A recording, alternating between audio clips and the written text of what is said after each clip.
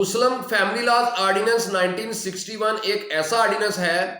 جس کے تحت مسلمانوں کے جو فیملی معاملات ہیں یعنی جو شادی رجسٹریشن کی بابت معاملات ہیں ان کی بابت جو ہے وہ قانون سازی کی گئی ہے.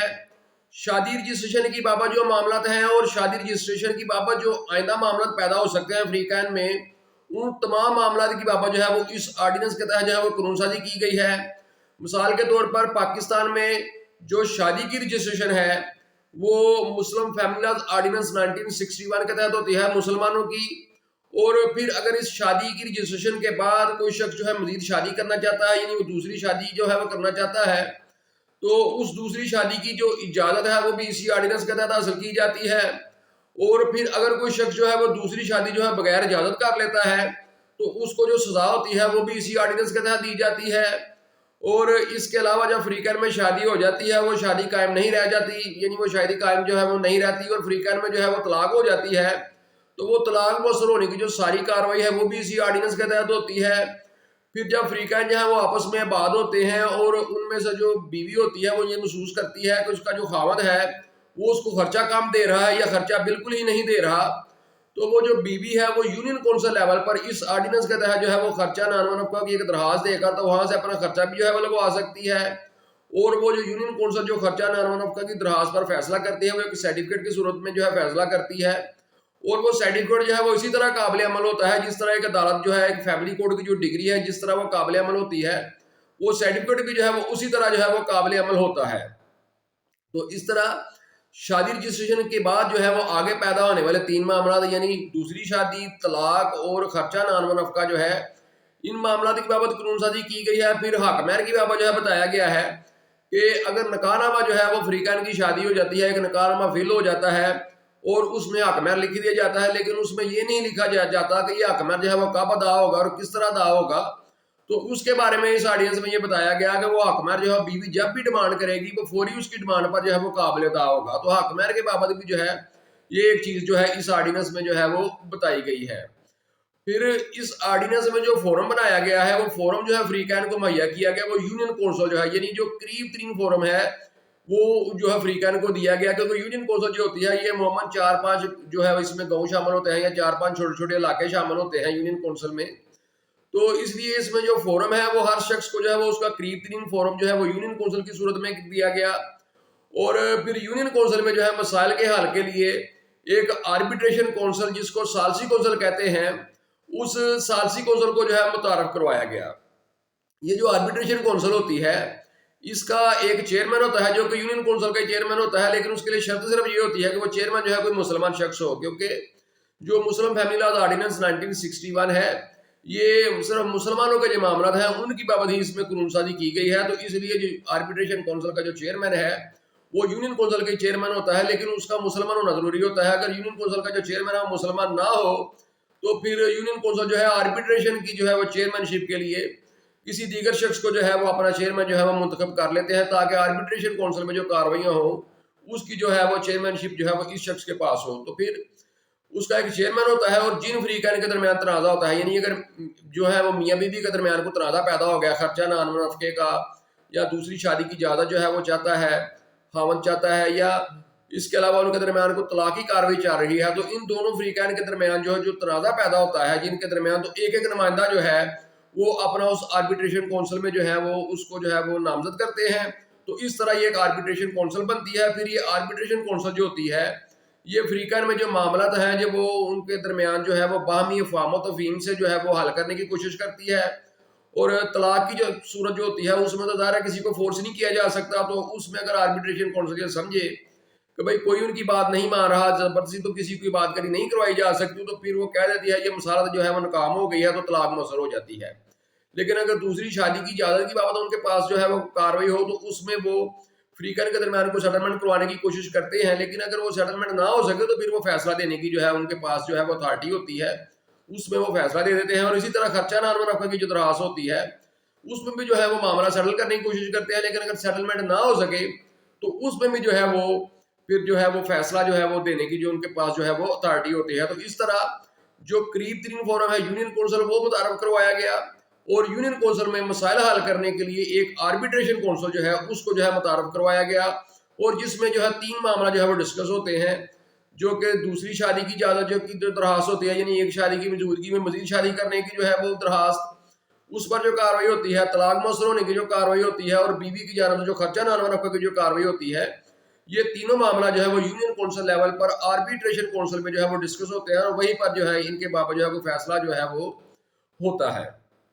تو اس طرح جو فیملی جو میٹرز ہیں، جن میں شادی رجسٹریشن اور دوسری شادی کی اجازت، اور پھر اس کے بعد طلاق، اور اس کے بعد خرچہ نان و نفقہ، اور اس کے بعد حق مہر کی بابت جو ہے وہ قانون سازی کی گئی، اور فورم جو ہے وہ یونین کونسل کو، اور یونین کونسل میں جو ہے وہ آربیٹریشن کونسل جو ہے اس کو جو ہے وہ متعارف کروایا گیا۔ پھر اسی آرڈیننس میں ایک اور سیکشن بھی شامل ہے، جس میں آپ نے اکثر سنا ہوگا کہ یہ 3 پوتے اور پوتیاں اور نواسے نواسیاں ہوتے ہیں، جن کا جو والد یا والدہ جو ہے ان کے جو مورث ہوتا ہے، یعنی کہ ان کے دادا دادی یا نانا نانی کی زندگی میں ہی فوت ہو چکا ہوتا ہے، ان کو جو وراثت میں حصہ ملتا ہے وہ بھی اسی آرڈیننس کے تحت جو ہے وہ ملتا ہے، کیونکہ شرعی طور پر جو ہے ایسے یہ 3 پوتے پوتی اور نواسے نواسیاں جو ہیں وہ وراثت کے حقدار نہیں ہوتے اپنے دادا دادی یا نانا نانی کی، لیکن اس آرڈیننس کے جو ایک سیکشن 4 ہے، اس میں اس آرڈیننس کے تحت جو ہے وہ جو بچے ہوتے ہیں ان کو جو ہے ان کی وراثت میں جو حصہ ہے وہ ملتا ہے۔ تو اس طرح ایک سیکشن جو ہے اس میں یہ بھی شامل کیا گیا ہے۔ اور اب اس میں جو سال 2021 ہے، دسمبر 2021 میں ایک امینڈمنٹ ہوئی ہے، جس میں جو شیعہ بے اولاد بیوہ ہوتی ہے، اور جو شیعہ بے اولاد جو خاوند ہوتا ہے، یعنی جو رنڈوا ہوتا ہے، جس کی بیوی فوت ہو چکی ہوتی ہے اور ان کا کوئی بچہ نہیں ہوتا، تو ان کی بابت بھی جو ہے قانون سازی کر کے جو ہے وہ ایک اس میں ایک جو ہے وہ سیکشن جو ہے وہ شامل کیا ہے، سیکشن 4 کا حصہ بنایا گیا ہے اس کو، جس میں جو ان کو بھی جو ہے وہ وراثت میں جو ہے وہ حصہ جو ہے وہ لازمی طور پر دیا گیا ہے۔ تو اس طرح اس آرڈیننس میں شادی کی رجسٹریشن اور شادی کی رجسٹریشن کے بعد پیدا ہونے والے معاملات، جن میں دوسری شادی کی اجازت کی درخواست، فری کین میں اگر طلاق ہو جائے تو اس کی بابت، اور بیوی جو ہے وہ خرچہ نان و نفقہ کی درخواست، اور اس کے علاوہ حق مہر کی بابت جو ہے وہ قانون سازی کی گئی ہے۔ اور پھر جو اس میں چھٹی چیز جو ہے وہ اس میں یہ بھی بتائی گئی کہ جو یہ 3 پوتے پوتی اور نواسے نواسی جو ہے ان کو وراثت میں حصہ ملتا ہے۔ اور پھر اس میں جو یونین کونسل اور آربیٹریشن کونسل جو ہے اس کے بارے میں جو ہے وہ بتایا گیا، یونین کونسل کو فورم بنایا گیا، اور یونین کونسل میں جو ہے وہ ایک آربیٹریشن کونسل جو ہے وہ مسائل حل کرنے کے لیے جو ہے وہ متعارف کروائی گئی۔ تو اس طرح مسلم فیملی لاز آرڈیننس 1961 کا انٹروڈکشن جاننے کے بعد اس میں یہ جو ٹاپکس بیان کیے گئے ہیں ان کے بارے میں میں تھوڑی سی آپ کو وضاحت دے دوں، تاکہ آپ کے علم میں یہ آ جائے کہ اس کے بارے میں جو ہے اس قانون میں بنیادی طور پر جو ہے وہ کس طرح کی جو ہے وہ قانون سازی کی گئی ہے۔ تو اس میں جو سب سے پہلی چیز ہے وہ اس میں یونین کونسل کو دیکھتے ہیں، یہ آربیٹریشن کونسل کو دیکھتے ہیں۔ تو اس کا جو سیکشن 2A ہے اس میں آربیٹریشن کونسل کے بارے میں بتایا گیا ہے، جس کے تحت یہ ہے کہ یہ جو آربیٹریشن کونسل ہے یہ ایک چیئرمین اور دونوں فریقین کے جو ہے وہ نمائندوں پر مشتمل ہوگی، اور اگر فریقین میں سے کوئی شخص جو ہے وہ اپنا نمائندہ جو ہے وہ بر وقت نامزد نہیں کرتا تو اس کے بغیر یہ آربیٹریشن کونسل بن جائے گا۔ یعنی یہ جو آربیٹریشن کونسل ہے اس میں یہ نہیں کہ اس نے رک جانا ہے، اس نے جب ایک دفعہ اس کی کارروائی کا آغاز ہو جانا ہے تو فریقین کے لیے لازم ہے وہ اس کی کارروائی میں حصہ لیں۔ اگر کوئی نہیں دیتا، اپنا کوئی نمائندہ جو ہے وہ نامزد نہیں کرتا، تو پھر اس کے بغیر یہ آربیٹریشن کونسل بن جائے گا۔ دونوں فریقین اپنا نمائندہ مقرر نہیں کرتا تو پھر اکیلا چیئرمین ہی آربیٹریشن کونسل ہوتا ہے۔ اور پھر یہ چیئرمین کون ہوگا، تو یہ سیکشن 2B ہے اسی آرڈیننس کا، جس کے تحت یہ ہے کہ چیئرمین وہی شخص ہوگا جو کہ یونین کونسل کا جو ہے وہ چیئرمین ہوگا، لیکن اس میں شرط یہ رکھ دی گئی کہ آربیٹریشن کونسل کے مقصد کے لیے ایسے چیئرمین کا جو ہے وہ مسلمان ہونا ضروری ہے۔ اگر وہ مسلمان نہیں تو پھر جو یونین کونسل ہے وہ اپنا ایک کوئی بھی جو ان کے جو ممبر ہوتے ہیں ان میں سے ایک شخص کو جو ہے وہ آربیٹریشن کونسل کی جو ہے وہ چیئرمین شپ کے لیے جو ہے وہ اپنا چیئرمین جو ہے وہ منتخب کر لے گی، تاکہ جو کیونکہ یہ معاملہ تو مسلمانوں کے بابت ہوتے ہیں، تاکہ ان کے یہ جو معاملات ہیں یہ اس مسلمان چیئرمین کی موجودگی میں، اس کی چیئرمین شپ میں جو ہے یہ جو ہے وہ کنٹینیو کرتے رہیں۔ تو اس طرح آربیٹریشن کونسل جو ہے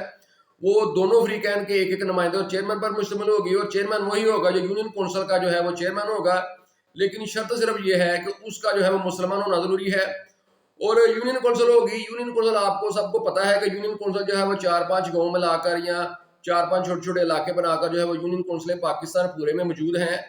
اور یہ جو یونین کونسلیں ہیں یہ صدر ایوب صاحب کے دور میں پہلی دفعہ جو ہے ایک بیسک ڈیموکریسی جو آرڈر تھا وہ آیا تھا، اس کے تحت یہ قائم ہے۔ تو یہ جو یونین کونسل ہے یہ وہی یونین کونسلیں ہیں جو کہ ہمارے عام علاقوں میں ہیں، تو اس لیے ان یونین کونسل کو جو ہے اس آرڈیننس کے تحت وہ فورم جو ہے وہ بنا دیا گیا ہے۔ اور سیکشن 2D جو ہے اس میں بتایا گیا ہے کہ یونین کونسل وہی ہوگی، یہ جو عام یونین کونسل جن کو لوکل گورنمنٹ کہتے ہیں، تو یہ وہی یونین کونسلیں ہوں گی اس آرڈیننس کے مقصد کے لیے،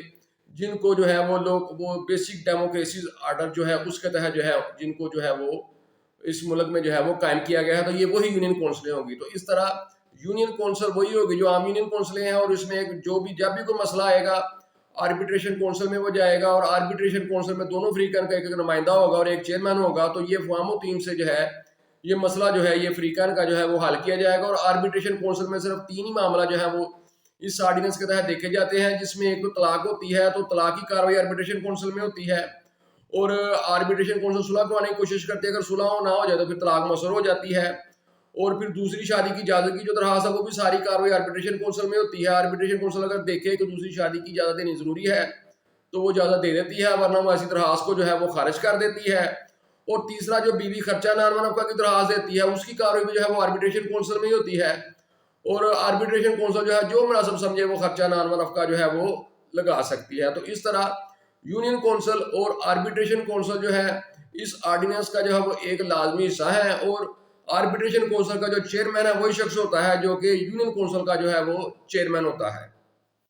تو اس کے بعد جو اگلی چیز ہے وہ شادی کی رجسٹریشن ہے،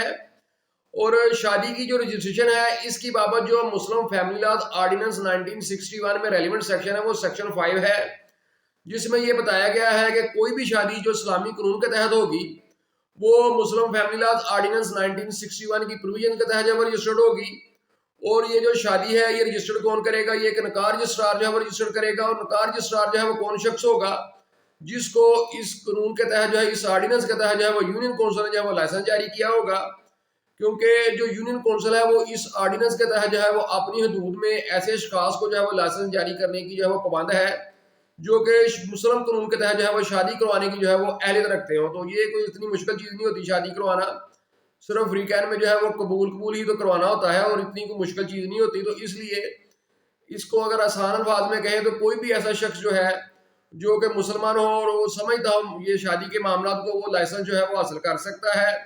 تو یونین کونسل جو ہے وہ جس شخص کو لائسنس جاری کرے گی وہ نکاح رجسٹرار کرائے گا، اور نکاح رجسٹرار جو ہے وہ شادی رجسٹر کرنے کا جو ہے وہ اس کو جو ہے وہ اختیار ہوگا، اور وہ شادی رجسٹر کرنے کا اس آرڈیننس کے تحت جو ہے وہ پابند بھی ہوگا۔ پھر یہ جو نکاح رجسٹرار ہے یہ جب شادی کرواتا ہے تو یہ اپنے پاس شادی کو رجسٹر کر لیتا ہے کیونکہ اس کے پاس رجسٹر ہوتا ہے، لیکن اگر اس کے علاوہ دیگر کوئی شخص شادی کرواتا ہے تو اس کے لیے چیز رکھی گئی کہ وہ ایسی شادی کی جو اطلاع ہے وہ فوری طور پر جو ہے نکاح رجسٹرار کو کرے گا، تاکہ نکاح رجسٹرار جو ہے اس کو اپنے ریکارڈ میں رجسٹرڈ کر لے، کیونکہ ایسا شخص جو ہے جس کے پاس جو ہے وہ رجسٹر نہیں ہے، یعنی وہ کوئی نکاح رجسٹرار نہیں ہے، وہ خود تو شاید رجسٹر نہیں کر سکتا، لیکن اس کے رولز میں اس کے لیے طریقہ بتا دیا گیا کہ وہ بازار سے جو ہے وہ نکاح نامے حاصل کرے گا، ان کو فل کرے گا، اور ان کو فل کرنے کے بعد تمام فریقین کو اس پر دستخط کروائے گا، اور دستخط کروانے کے بعد اپنے بھی دستخط کرے گا، اور رجسٹریشن فیس کے ساتھ جو ہے وہ نکاح رجسٹرار کو جو ہے وہ دے دے گا، اور نکاح رجسٹرار جو ہے وہ ایسا نکاح میں وصول کرنے کے بعد ہر صورت جو ہے وہ اس کو جو ہے وہ رجسٹر کرنے کا اپنے پاس پابند ہوگا، ورنہ اگر نکاح رجسٹرار جو ہے وہ انکار کرتا ہے تو یہ اس کی طرف سے مس کنڈکٹ سمجھا جائے گا، جس میں جو ہے اس کا لائسنس جو ہے وہ بھی جا سکتا ہے، اور اس کے خلاف دیگر بھی کاروائی جو ہے وہ ہو سکتی ہے۔ تو اس لیے جو دیگر شخص جو ہے وہ شادی اگر کرواتا ہے، ظاہری سی بات ہے اس کے پاس جو وہ رجسٹر نہیں ہوتا، تو پھر اس پہ یہ چیز لازم رکھ دی گئی سیکشن 5 کے تحت جو ہے اس کی اطلاع جو ہے وہ نکاح رجسٹرار کو کرے گا تاکہ یہ شادی جو ہے یہ رجسٹرڈ ہو سکے۔ لیکن اگر وہ شخص ایسا نہیں کرتا، یعنی اس کے پاس جو ہے وہ رجسٹرڈ نہیں ہے، وہ نکاح رجسٹرار نہیں، اور شادی وہ کروا دیتا ہے، وہ کسی نکاح رجسٹرار کو اس کی اطلاع نہیں کرتا، تو اس کے لیے جو پھر وہ سزا ہے جو کہ اس کو جو ہے وہ 3 ماہ تک قید کی سزا ہو سکتی ہے، اور ساتھ اس کو جو ہے وہ 1000 روپے جرمانہ ہو سکتا ہے۔ اور لیکن پنجاب میں یہ سزا جو ہے یہ 3 ماہ قید ہے، لیکن جرمانہ پنجاب میں بہت زیادہ ہے، پنجاب میں جرمانہ جو ہے وہ 1 لاکھ روپے ہے۔ تو اس لیے اگر کوئی شخص جو ہے وہ شادی کرواتا ہے تو اس کے لیے یہ لازم ہو جاتا ہے کہ شادی رجسٹریشن کے مقصد کے لیے فوری جو ہے وہ نکاح رجسٹرار کو اطلاع کرے، ورنہ اس کو جو ہے وہ سزا ہو سکتی ہے، 3 ماہ تک قید کی سزا ہے، اور ساتھ اس کے جرمانہ ہے۔ پھر پنجاب میں ایک چیز اور بھی ہے کہ جو نکاح ادھر کرواتا ہے، چاہے وہ نکاح رجسٹرار ہو چاہے وہ دیگر شخص ہو، یعنی وہ نکاح پڑھاتا ہے، تو اس کے لیے لازم یہ رکھ دیا گیا ہے کہ وہ نکاح نامے کے تمام کالم جو ہے اس کا ایک ایک کالم جو ہے اس کو فل کرے گا فریقین کے جو ہے جوابوں کے مطابق۔ اگر وہ ایسا نہیں کرتے تو اس کی بابت بھی جو ہے وہ پنجاب میں سزا ہے جو کہ 1 مہینہ قید ہے، اور اس کے ساتھ جو ہے وہ 25,000 روپے جو ہے وہ جرمانہ بھی ہے. تو اس لیے یہ جو دیگر شخص ہوتا ہے اس کے لیے تو لازم رکھ ہی دیا گیا کہ وہ جو ہے اس نکاح رجسٹرار کو اطلاع کرنے ورنہ اس کو سزا ہو سکتی ہے. ساتھ یہ بھی رکھ دیا گیا کہ نکاح نامے کے تمام کالم بھی جو ہے اگر نکاح رجسٹرار جو ہے وہ شادی کرواتا ہے تو وہ فل کرے گا، اگر دیگر شخص جو ہے وہ کرتا ہے تو وہ بھی نکاح نامے کے تمام کالمز جو ہے وہ فل کرے گا، کوئی کالم چھوڑے گا نہیں. لیکن یہ چیز صرف پنجاب میں ہے، دوسرے صوبے میں اگر ایک آدھ کالم رہ بھی جائے تو اس کی بابت جو ہے کوئی سزا نہیں ہوتی. لیکن پنجاب میں یہ اسپیسیفکلی جو ہے یہ ایک سیکشن ہے، سیکشن 5 کا جو حصہ ہے. تو اس لیے دیگر شخص جو ہے یا کوئی بھی شخص جو شادی کرواتا ہے اس پہ ایک یہ بھی ذمہ داری عائد ہوتی ہے پنجاب میں خاص کر، وہ نکاح نامے کے جو ہے وہ تمام کالم جو ہے اس کو فل کرے. پھر اس کے بارے میں جو اگلی چیز ہے وہ سیکشن 5 میں یہ بتائی گئی کہ جو شادی کا جو ریکارڈ ہے وہ یونین کونسل ہمیشہ کے لیے محفوظ کر لے گی، اور جو رجسٹر ہے نکاح نامے کا اس کو جو ہے وہ نکاح رجسٹرار جو ہے اس کو ترتیب دے گا، اس کو مکمل کرے گا. یونین کونسل اس کے بعد پھر ریکارڈ کو ہمیشہ کے لیے محفوظ کر لے گی. اور نکاح رجسٹرار جو ہے وہ شادی کس طرح رجسٹر کرے گا اور فریقین کو جو ہے اس کی کاپیاں کس طرح دے گا، یہ سب چیزوں کے لیے رولز کو فالو کیا جائے گا. تو اس کے رولز میں بالکل سمپل سی چیز بتائی گئی ہے کہ جب نکاح رجسٹرار جو ہے وہ شادی رجسٹر کرے گا اس کا طریقہ اس کو لیے بالکل سمپل رکھا گیا کہ وہ نکاح نامے کے فارم کو مکمل طور پر فل کرے گا اور فریقین کو اس پر دستخط کروائے گا اور اپنے دستخط کرے گا اور ساتھ اس پہ اپنی مہر لگا دے گا تو یہ شادی رجسٹرڈ ہو جائے گی. اور پھر ساتھ ہی جو ہے فریقین کو اس کی ایک ایک کاپی دے دے گا، یعنی دلہا اور دلہن کو دونوں کو جو ہے وہ ایک ایک کاپی اس کی دے دے گا. ان کو جو دلہن ہے اس کو دوسرا پر دیا جاتا ہے نکاح نامے کا، نکاح نامہ جو ہوتا ہے یہ 4 پرتوں پہ ہوتا ہے. تو دلہا کو جو ہے وہ دلہن کو جو ہے وہ دوسرا پر دیا جاتا ہے اور دلہا کو جو ہے وہ تیسرا پر دیا جاتا ہے، اور چوتھا پرت جو ہے وہ یونین کونسل میں بھیج دیا جاتا ہے. پہلا پرت جو ہے وہ اس کے رجسٹر میں ہی رہتا ہے، اس کو اوریجنل پرت کہتے ہیں. اور 50 پرتوں پر جو ہے نکاح نامہ کا جو رجسٹر ہوتا ہے جب اس کے سارے نکاح نامے مکمل ہو جاتے ہیں تو وہ رجسٹر جو ہے وہ یونین کونسل میں بھیج دیتا ہے اور یونین کونسل جو ہے اس کو ہمیشہ کے لیے جو ہے وہ محفوظ کر دیتی ہے اپنے پاس. تو پھر اس میں جو اگلی چیز ہے وہ یہ بتائی گئی کہ یہ جو ریکارڈ وغیرہ محفوظ ہونے کے بعد اگر کوئی شخص بھی جو ہے وہ اگر چاہے وہ کسی بھی وقت جو ہے وہ ریکارڈ کو ملاحظہ کر سکتا ہے، اور کوئی اگر یونین کونسل ہے جس بابت جو انڈیکس تیار کیا ہوتا ہے اس انڈیکس کو ملاحظہ کر سکتا ہے اور نکاح نامے کسی کی یا کسی انڈیکس کی جو ہے وہ نقل لے سکتا ہے، کیونکہ یہ پبلک ریکارڈ ہوتا ہے شادی رجسٹریشن جو ہوتی ہے. تو اس لیے کوئی بھی شخص جو ہے وہ کسی وقت جو ہے وہ یونین کونسل میں جا کر کارڈ ملاحظہ بھی کر سکتا ہے اور اس کی جو ہے وہ نقل بھی لے سکتا ہے. تو اس طرح شادی کی رجسٹریشن کی بابت یہ بتایا گیا کہ یہ جو ہے وہ مسلم فیملی لاز آرڈیننس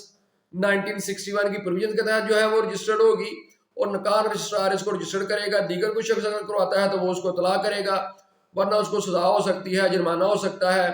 اور اس کے علاوہ جو ہے وہ ریکارڈ جو ہے وہ یونین کونسل میں شکل محفوظ کر لے گی اور کوئی بھی شخص جو ہے اس ریکارڈ کی جو ہے وہ نقل حاصل کر سکتا ہے. اس کے بعد جو اگلی چیز ہے وہ دوسری شادی کی اجازت کی بابت ہے. تو دوسری شادی کی اجازت کی بابت جو مسلم فیملی لاز آرڈیننس 1961 ہے اس کا جو ریلیونٹ سیکشن ہے وہ سیکشن 6 ہے، جس میں پولی گیمی کے نام سے یہ سیکشن موجود ہے، جس کا مطلب ہوتا ہے کثرت ازدواج یعنی ایک سے زیادہ بیویاں رکھنا.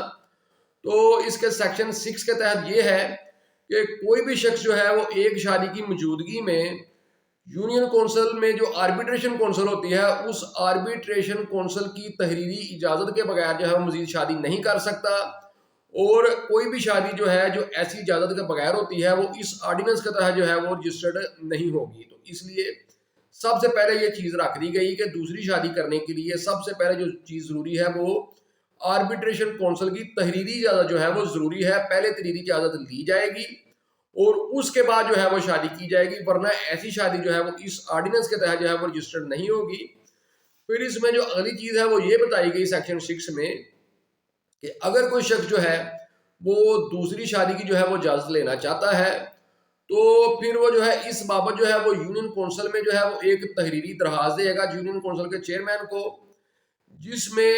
وہ وجوہات لکھے گا کہ کن وجوہات پر جو ہے اس کو دوسری شادی کی جو ہے وہ اجازت درکار ہے. اور ساتھ اس میں یہ بھی لکھے گا کہ اگر اس کے پاس جو ہے پہلے سے جو اس کے پاس جو بیوی ہے یا ایک سے زیادہ اگر بیوی ہیں، کیونکہ جو 4 شادیاں وہ تو ہو سکتی ہیں،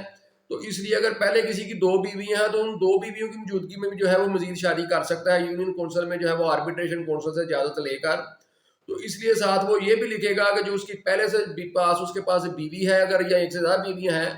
تو اس نے جو ہے وہ ان سے بھی اجازت حاصل کی ہوئی ہے یا نہیں کی ہوئی، یا وہ اس بات پر متفق ہیں یا نہیں متفق ہیں. تو ساتھ اس کے جو ہے وہ اس کی فیس دے گا. فیس اس کی جو اس کے رول میں بتائی گئی ہے وہ 100 روپے ہے. تو اس لیے ایسی اپلیکیشن کے ساتھ جو ہے وہ 100 روپے فیس بھی دی جائے گی, اور آپ اس پر ساری وجوہات لکھ کر نیچے دستخط کر کے تو جو ہے وہ یونین کونسل میں جو ہے وہ اپلیکیشن دی جائے گی. اور اس کی وجوہات کیا ہو سکتی ہیں, اس میں جو وجوہات اس کے رولز پہ بتائی گئی ہیں وہ 5 ہی بتائی گئی ہیں. جو کہ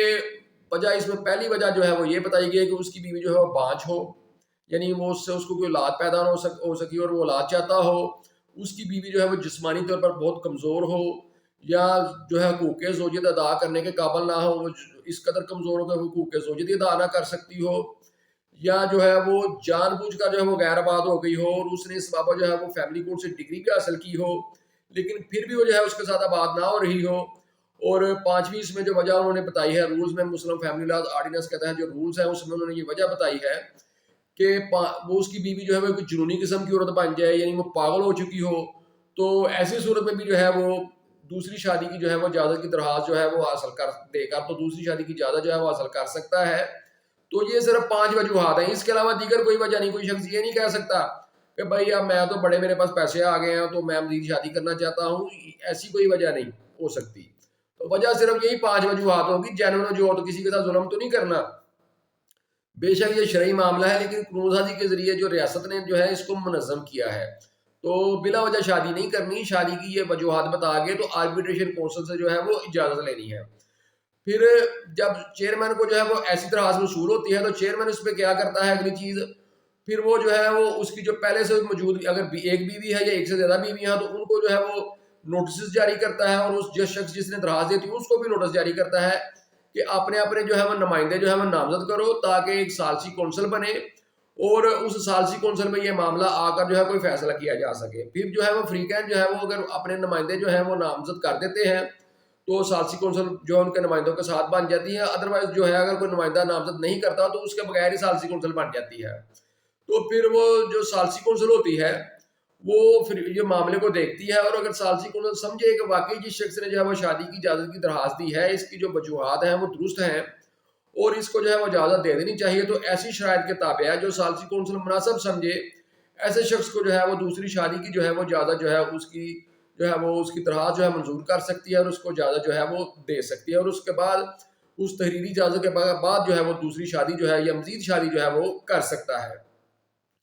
لیکن اگر ثالثی کونسل جو ہے اس کو دوسری شادی یا مزید شادی کی اجازت نہیں دیتی تو پھر ایسا شخص جو ہے وہ 30 دنوں کے اندر اندر جو ہے وہ ڈسٹرکٹ کلیکٹر کے پاس جو ہے وہ ایک نگرانی دائر کر سکتا ہے, جس کو اپیل بھی کہہ لیں اگر آپ عام الفاظ میں. وہ ثالثی کونسل کے فیصلے کو جو ہے وہ ڈسٹرکٹ کلیکٹر کے پاس جو ہے وہ چیلنج کرتا ہے.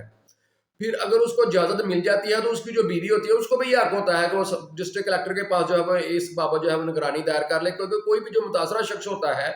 ثالثی کونسل کے فیصلے سے وہ ڈسٹرکٹ کلیکٹر کے پاس جو ہے وہ نگرانی جو ہے وہ دائر کر سکتا ہے. ڈسٹرکٹ کلیکٹر وہی ہوتا ہے جس کو ہم اپنے ضلع میں ڈی سی کہتے ہیں. تو پھر وہ جو ڈی سی ہوتا ہے اس پر جو وہ فیصلہ دیتا ہے وہ فیصلہ حتمی ہوتا ہے, اس کو کسی سول کورٹ میں یا فیملی کورٹ میں جو ہے وہ چیلنج نہیں کیا جا سکتا. البتہ جس فیصلے کے خلاف کوئی اپیل نہیں ہو سکتی اس کے بابت ہمیشہ یاد رکھیں ہائی کورٹ میں ایک 199 کی جو ہے وہ پاکستان کے جو آئین کے تحت جو ہے 1973 کا اس کے تحت جو ہے وہ ایک پٹیشن فائل ہو سکتی ہے جس میں کسی بھی انلیگل آرڈر کو جو ہے وہ چیلنج کیا جا سکتا ہے, اور ہائی کورٹ اگر سمجھے کہ یہ انلیگیلٹی ہے تو ہائی کورٹ جو ہے ایسے فیصلے کو جو ہے وہ ریورس بھی کر سکتی ہے. تو اس لیے جو ثالثی کونسل کا فیصلہ ہوتا ہے اس کی بابت جو ہے وہ کلیکٹر کے پاس جو ہے وہ نگرانی فائل ہو سکتی ہے, لیکن یہ نگرانی پہ فیصلہ حتمی ہوتا ہے. ہائی کورٹ میں ایک نیرو سا اسکوپ ہوتا ہے 199 کے تحت, صرف وہ بھی انلیگیلٹی پہ کہ کسی نے اپنے اختیارات کا جو ہے وہ غلط استعمال کیا ہے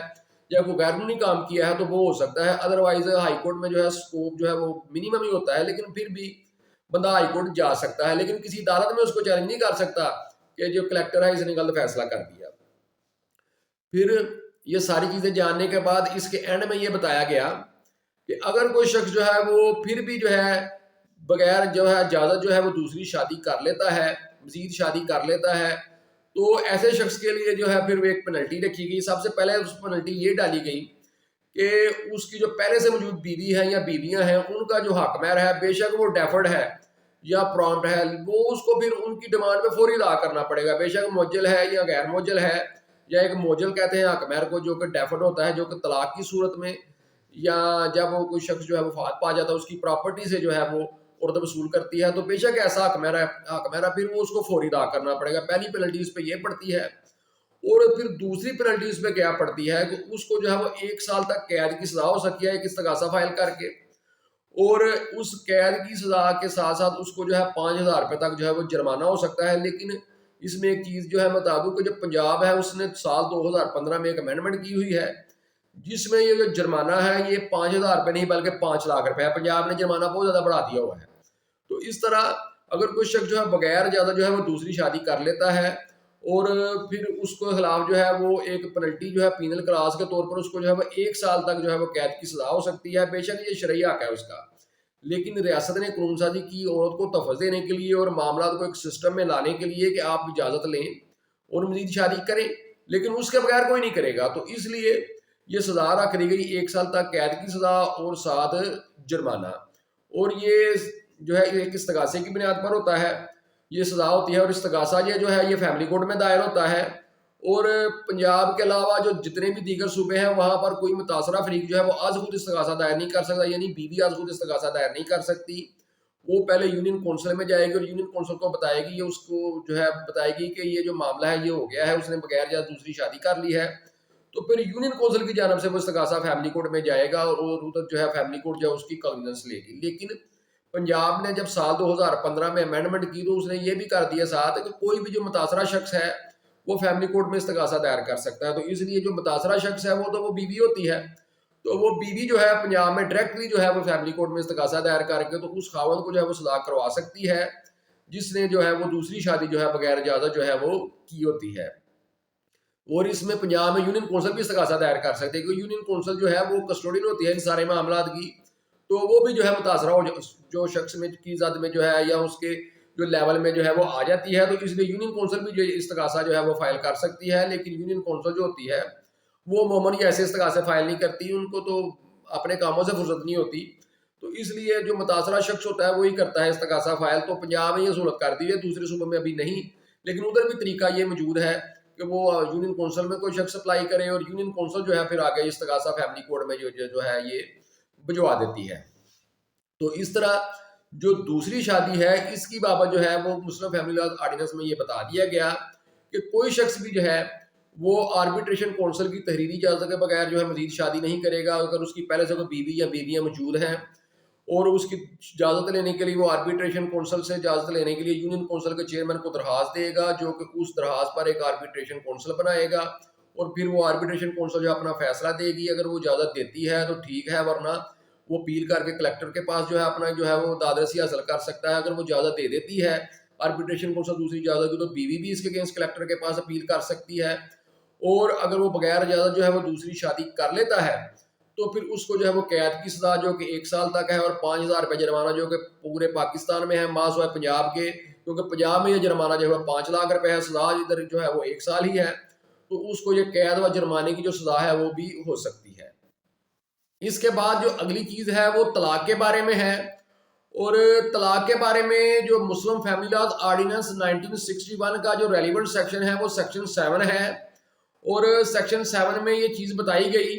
کہ کوئی شخص بھی جو ہے وہ اپنی بیوی کو جو ہے وہ طلاق دینا چاہتا ہے تو وہ طلاق دینے کے بعد چاہے وہ جس بھی طریقے سے جو ہے وہ طلاق دے, چاہے وہ زبانی طور پر طلاق دے دے, چاہے وہ تحریری طور پر طلاق دے دے, یہ اس کی مرضی ہے. لیکن سیکشن 7 کے تحت جو ہے اس پر جو ہے وہ پابندی کیا لگائی گئی کہ وہ اس طلاق کے بارے میں جو ہے وہ یونین کونسل کو جو ہے وہ ایک تحریری نوٹس بھیجے گا اور ساتھ اس نوٹس کی جو ہے وہ ایک کاپی جو ہے وہ اس بیوی کو بھیجے گا جس کو اس نے جو ہے وہ طلاق دی ہوتی ہے. کیونکہ اس نوٹس کو بھیجنے کی پابندی اس لیے لگائی گئی کہ جو طلاق کے بابت جو معاملات ہیں ان کو منظم کیا جا سکے, کیونکہ شادی کی جو رجسٹریشن ہے وہ تو اس آرڈیننس کے تحت ہوتی ہے, لیکن اس کے بعد اگر کسی کی شادی قائم جو ہے وہ نہیں رہتی تو پھر وہ طلاق ہو جانی ہوتی ہے. تو اس طلاق کی بابت بھی جو ہے وہ ریکارڈ جو ہے وہ مینٹین کیا جا سکے.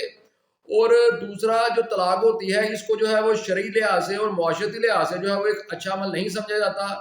ہر کسی کی خواہش یہی ہوتی ہے کہ فریقین میں جو ہے وہ صلح ہو جائے, وہ آباد ہو جائیں, طلاق نہ ہو, بچوں کی زندگی بھی خراب ہو سکتی ہے اور کئی معاملات ہوتے ہیں. تو اس لیے اس آرڈیننس کے تحت جو ہے اس کو ریکارڈ کو مینٹین کرنے کے لیے دوسرا مقصد یہ ہوتا ہے کہ جب فریقین میں طلاق ہو تو ان کو ایک موقع ملے یونین کونسل میں, اور یونین کونسل میں جو ہے ان کے درمیان جو ہے وہ صلح کروانے کی کوشش کی جا سکے تاکہ ان کا گھر جو ہے وہ کسی طرح ٹوٹنے سے بچ جائے اور وہ دوبارہ جو ہے وہ آباد ہو جائے۔ تو اس لیے اس آرڈیننس کے سیکشن 7 کے تحت جو ہے وہ ایک چیز لازمی رکھ دی کہ کوئی شخص جب بھی طلاق دے گا تو وہ یونین کونسل کو جو ہے وہ اس کا نوٹس لازمی بھجوائے گا، بے شک اس نے تحریری طلاق دی ہے یا زبانی دی ہے، یہ اس کی مرضی ہے۔ کوئی ایسی پابندی نہیں لگائی گئی اس آرڈیننس کے تحت کہ طلاق جو ہے وہ اپنی بیوی کو وہ تحریری ہی دے گا، گواہان کی موجودگی میں دے گا، گواہان کے بغیر دے گا، ایسی کچھ بھی پابندی نہیں لگائی گئی۔ اس پہ صرف یہ پابندی لگا دی گئی کہ اس نے اس طلاق کا ایک تحریری نوٹس دے کر یونین کونسل میں جو ہے وہ ضرور بھیجنا ہے، ایک تحریری نوٹس ہر صورت یونین کونسل بھجوانا ہے، اور ساتھ اس کی ایک کاپی جو ہے اس بیوی کو بھجوانی ہے جس کو طلاق دی ہے۔ اور اگر کوئی شخص ایسا نہیں کرتا تو اس کے لیے پھر سیکشن 7 میں سزا رکھ دی گئی کہ اس کو جو ہے پھر وہ 1 سال تک قید کی سزا اور ساتھ اس کو جو ہے وہ 5,000 روپے جو ہے وہ جرمانہ ہو سکتا ہے۔ تو اس لیے یہ نوٹس دینا اتنا لازمی رکھا گیا کہ جو نوٹس نہیں دے گا اس کو 1 سال تک قید کی سزا اور ساتھ جرمانہ ہو سکتا ہے، کیونکہ اگر یونین کونسل میں نوٹس ہی نہیں جاتا تو فری کہنے کی صلح بھی نہیں ہو سکتی، یونین کے پاس کونسل کے پاس جو ہے وہ کوئی ریکارڈ بھی مینٹین نہیں ہوگا۔ تو اس لیے یہ جو ہے ایک لازمی چیز رکھ دی گئی کہ وہ نوٹس ہر صورت دے گا، اگر وہ نوٹس نہیں دیتا تو اس کو جو ہے پھر وہ قید کی سزا جو ہے وہ ہو سکتی ہے 1 سال تک، اور ساتھ اس کو جو ہے وہ جرمانے کی سزا ہو سکتی ہے جو کہ جو ہے وہ 5,000 روپے تک جو ہے وہ جرمانہ ہو سکتا ہے۔ پھر اس میں اگلی چیز یہ رکھی گئی کہ کوئی بھی طلاق جو ہے وہ اس وقت تک مؤثر نہیں ہوگی جس دن یونین کونسل میں نوٹس بھیجے جو ہے وہ پہنچے گا، اس تاریخ سے لے کر 90 دن گزرنے تک کوئی بھی طلاق مؤثر نہیں ہوگی۔ یعنی یہ طلاق ایک شخص جو ہے وہ آج دیتا ہے لیکن وہ نوٹس جو ہے وہ 10 دنوں بعد یونین کونسل میں بھیجتا ہے، تو اس کی جو طلاق مؤثر ہونے کی جو میعاد ہوگی یونین کونسل میں وہ اس دن سے شروع ہوگی، یعنی 10 دنوں کے بعد شروع ہوگی جس دن اس نے نوٹس بھیجا۔ تو اس لیے اس ساتھ اس چیز میں یہ رکھ دیا، کوئی شخص یہ نہیں کہہ سکتا جی میں نے 3 سال پہلے طلاق دے دی ہے تو مجھے فوری سرٹیفکیٹ دے، نہیں۔ اس میں یہ چیز یہ رکھ دی گئی کہ اس تاریخ سے جو ہے وہ یونین کونسل میں میعاد کاؤنٹ ہوگی، جس تاریخ کو یونین کونسل میں وہ نوٹس پہنچے گا اس دن سے پھر 90 روز جو ہے وہ گنے جائیں گے۔ لیکن ساتھ یہ حق دے دیا گیا کہ ان 90 دنوں میں کوئی شخص بھی اگر چاہے تو وہ طلاق واپس لے سکتا ہے، پھر وہ دوبارہ ہی اپنی بیوی کے ساتھ ویسے ہی رہنے لگ پڑے گا جیسے وہ اس نوٹس دینے سے پہلے ہے، کیونکہ طلاق تبھی ہوگی جب 3 مہینے یونین کونسل میں جو ہے وہ نوٹس پہنچنے کے بعد جو ہے وہ گزرے گے، اس سے پہلے نہیں ہوگی طلاق۔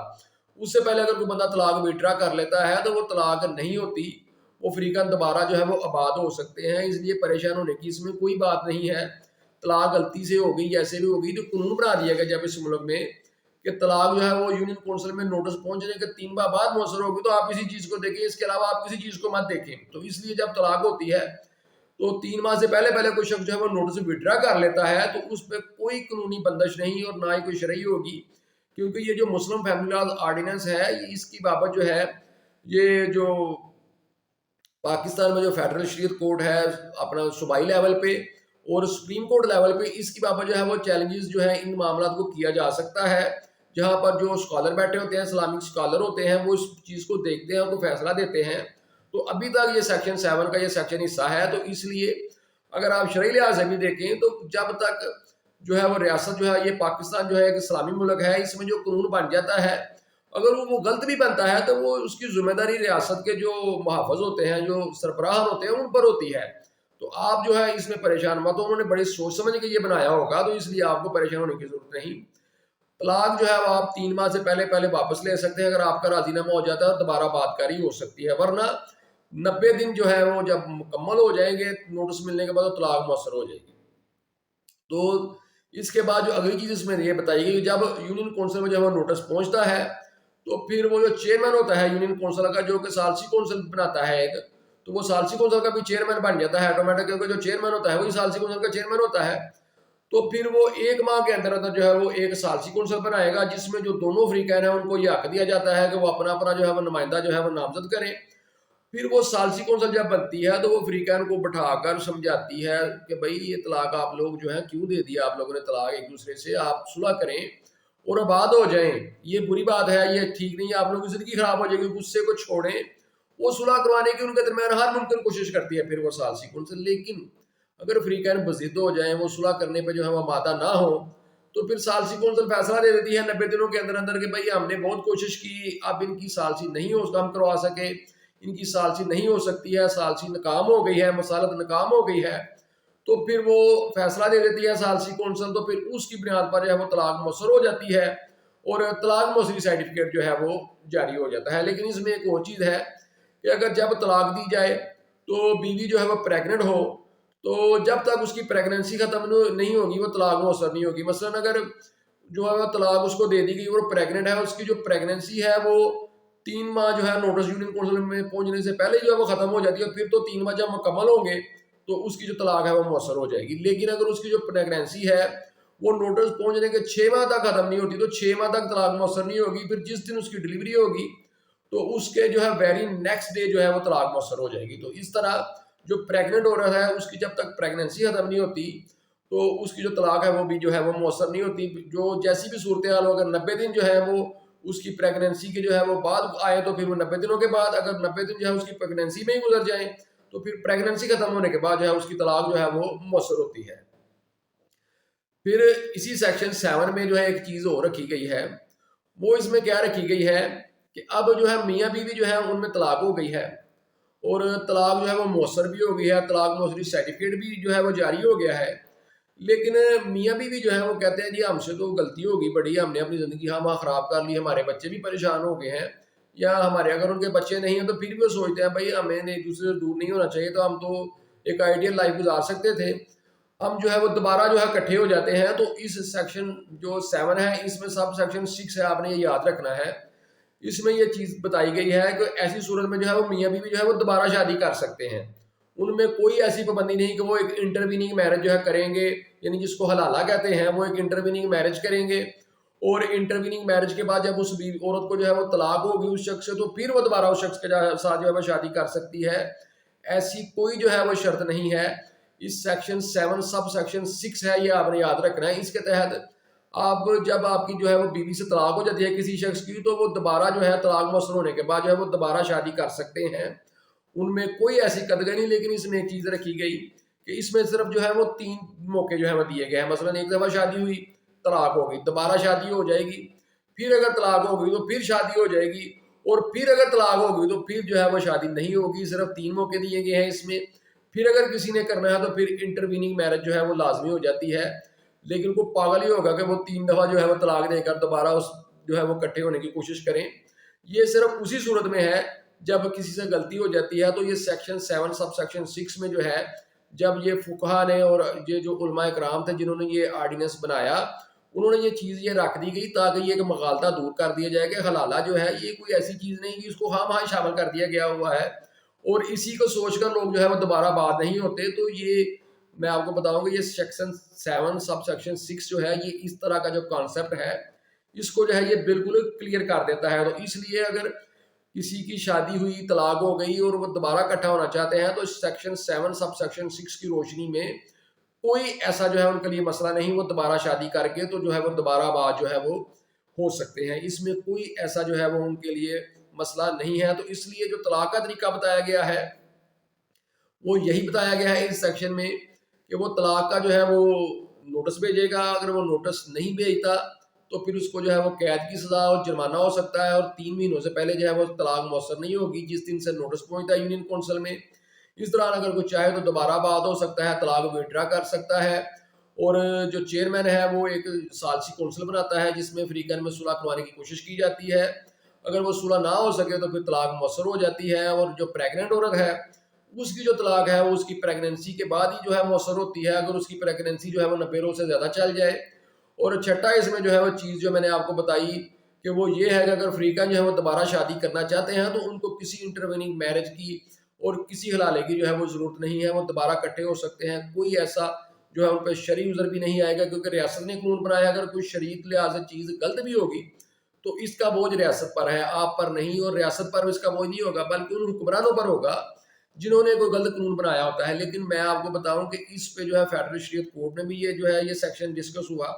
انہوں نے بھی اس پر جو ہے کوئی ایسی بات نہیں کی. اور اب جو ہے فیڈرل شریعت کورٹ بھی موجود ہے اور سپریم کورٹ بھی فیڈرل شریعت کورٹ کا بینچ موجود ہے. کبھی اس سیکشن 7 سب سیکشن 6 کو جو ہے وہ غیر شرعی جو ہے وہ غیر اسلامی قرار نہیں دیا گیا. تو اس لیے آپ یہ اس چیز میں اپنا مائنڈ ہمیشہ کے لیے کلیئر رکھیں. اگر کسی کی طلاق ہو گئی ہے وہ بعد ہونا چاہتا ہے تو وہ بعد ہو جائے، کوئی ایسی بری بات نہیں اور قانون بھی اجازت دیتا ہے. تو یہ طلاق کا طریقہ بتایا گیا ہے. لیکن اس میں نا سال 2021 میں ایک جو شیعہ فقہ کے لوگ ہیں ان کے لیے ایک امینڈمنٹ کی گئی ہے. یہ جو عام دوسری فقہ کے لوگ ہیں، جو حنفی فقہ کے لوگ ہیں، ان کے بارے میں تو یہ ہے کہ وہ جس طرح بھی طلاق دے دیں، یہ ان کی مرضی ہے، زبانی دے دیں، تحریری دے دیں، گواہان کی موجودگی میں دیں، گواہان کی موجودگی کے بغیر دیں، ان پر تو کوئی پابندی نہیں. بے شک وہ 3 طلاقیں اکٹھی دے دیں، کوئی پابندی نہیں ہے. لیکن جو شیعہ فقہ ہے اس میں ایک چیز رکھ دی گئی کہ جو 2 گواہان کی موجودگی میں اگر کوئی شیعہ شخص جو ہے وہ اپنی بیوی کو طلاق دینا چاہتا ہے تو 2 گواہان کی موجودگی میں وہ عربی صیغہ کو جو ہے وہ یعنی جو طلاق طلاق طلاق عربی صیغہ کے مطابق جو ہے اس کو جو ہے وہ کہے گا کہ میں نے اپنی بیوی کو طلاق طلاق طلاق دے دی. پورے ہوش و حواس میں کہے گا، اپنی آزاد مرضی سے کہے گا، یا وہ ازخود کہہ سکتا ہے، یا کسی کو جو ہے وہ باضابطہ طور پر لکھ پڑھ کے جو ہے وہ اپنا جو ہے وہ ایک بنا سکتا ہے، مختار بنا سکتا ہے، اپنا وکیل مقرر کر سکتا ہے کہ میری طرف سے جو ہے وہ طلاق تم پروناؤنس کرو. تو وہ عربی صیغہ میں جو ہے وہ طلاق جو ہے وہ طلاق طلاق جو ہے بالکل اس کے ذات مرضی سے جو ہے وہ بیان کی جائے گی. اور پھر اس کے بعد جو وہ یہ عربی صیغہ کے مطابق جو ہے وہ طلاق دے دے گا تو پھر اس کنٹیسٹ میں جو ہے وہ یونین کونسل میں جو ہے وہ نوٹس بھجوائے گا. پھر وہ سارا طریقہ جو ہے وہی اس میں فالو کیا جائے گا جو میں نے ابھی آپ کو پہلے بتایا ہے. جو دوسری طلاق میں جو ہے صرف اس کے جو طلاق دینے کا جو طریقہ ہے اس کی بابت جو ہے یہ قانون سازی کی گئی کہ وہ عربی صیغہ کے مطابق اپنی آزاد مرضی سے جو ہے وہ طلاق طلاق طلاق جو ہے وہ 2 گواہان کی موجودگی میں جو ہے وہ کہے گا. گواہان لازمی ہے شیعہ فقہ کے مطابق طلاق کے لیے، جبکہ دیگر میں جو کوئی ہے وہ گواہان کی جو ہے وہ کوئی شرط نہیں رکھی گئی، لیکن شیعہ فقہ میں جو ہے وہ گواہان کی شرط لازمی ہے. پھر ساتھ اس میں یہ بھی کہا گیا